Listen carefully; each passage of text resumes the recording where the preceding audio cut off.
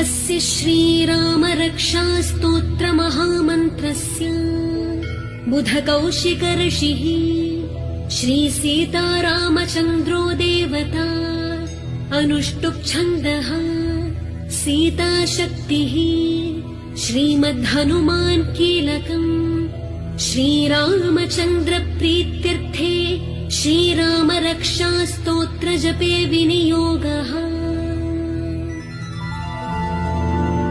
ध्यानम्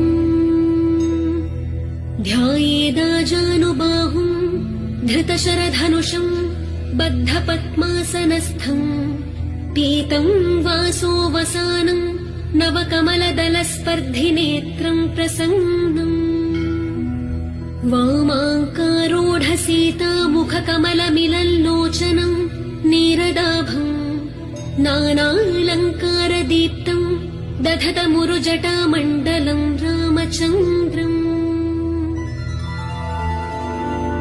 चरितम् रघुनाथस्य शतकोटिप्रविस्तरम् एकैकमक्षरम् पुंसाम् महापातकनाशनम् ध्यात्वा नीलोत्पलश्यामम् रामम् राजीवलोचनम् जानकी लक्ष्मणोपेतम् जटामुकुटमण्डितम्।